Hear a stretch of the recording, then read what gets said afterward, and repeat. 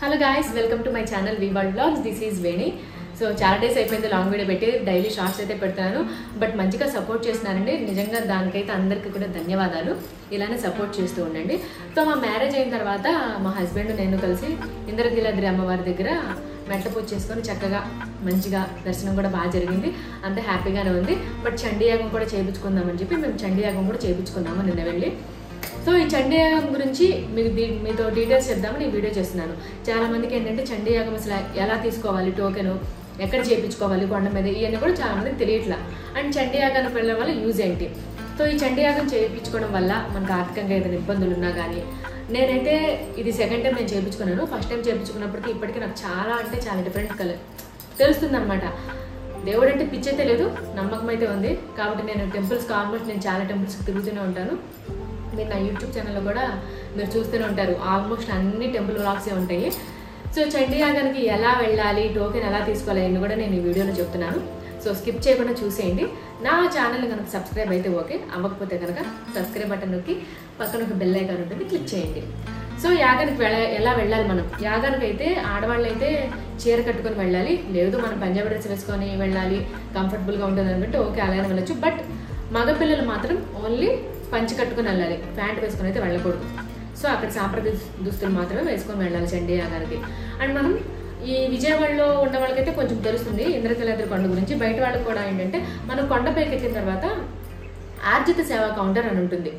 ఈ అమ్మవారి శారీస్ అన్ని కూడా అక్కడ వేలంపాట వేస్తారు. కరెక్ట్గా దాని ఆపోజిట్లోనే ఆర్జిత సేవా కౌంటర్. అక్కడ కొండ మీదకి వెళ్ళిన తర్వాత ఎవరిని అడిగినా సరే ఆర్జిత సేవా కౌంటర్ ఎక్కడ అని అంటే కనుక చెప్తారు. సో అక్కడికి వెళ్ళి మీరు చండీయాగానికి టికెట్ అడిగితే కనుక 1000 రూపీస్ ఉంటుంది.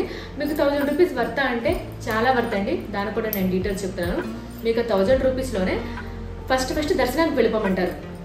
ఒక టికెట్ మీద ఇద్దరికి మాత్రమే ఎలా ఉంటుంది, ఎక్కువ మందికి అయితే ఎలా ఉండదు. వైఫ్ అండ్ హస్బెండ్ వెళ్ళాలి.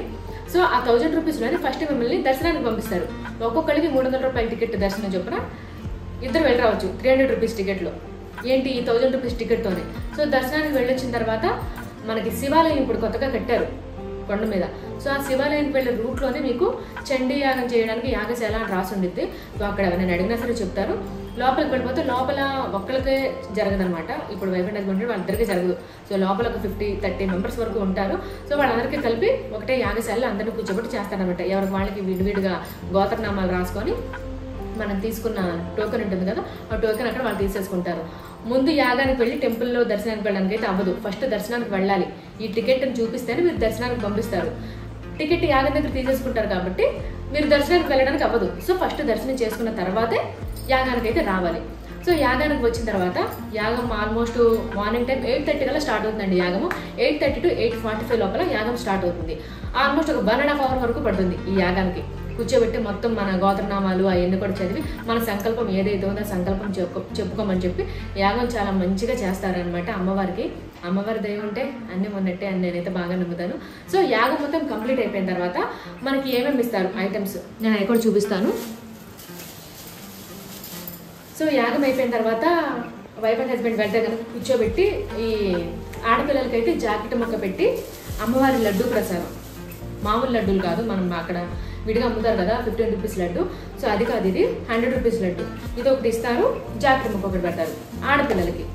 సో అబ్బాయిలు ఉంటారు కదా, అబ్బాయిలకు వచ్చేసరికి కండువ చక్కగా ఇలా అమ్మవారి పేరుతో ఈ కండువ ఒకటి ఇస్తారు. ప్యూర్ కాటన్ కండువ. చూసినారు కదా, ఓం శ్రీ కనక దుర్గాయ నమః ఇలా రాసి ఉంటుంది కండువ మీద. సో అబ్బాయిలకు వచ్చేసరికి కండువ వేస్తారు. చాలా వర్త్ అండి. 1000 రూపీస్ అనుకుంటున్నారు మీకు, ఎందుకంటే 300 రూపీస్ దర్శనానికి ఇద్దరు అయితే మనకి 600 వచ్చేసినట్టే. సో ఇది ఒక 100 పడుతుంది. జాకెట్ ముక్క, లడ్డు ఇవన్నీ కలిపి కూడా మనకి చండీయాగం మనకి తక్కువ రేటుకి వస్తున్నట్టే. అండ్ ఆ చండీయాగం వల్ల వచ్చే మనకి బెనిఫిట్ అయితే చాలా ఉంటుంది. తప్పకుండా విజయవాడలో ఉన్న వాళ్ళే కాదు, ఎక్కడి నుంచైనా అమ్మవారిని చూడడానికి దర్శనానికి అని చెప్పి వస్తారు కదా, వాళ్ళు కూడా పక్కా ఈ చండీయాగం అయితే చేయించుకోండి.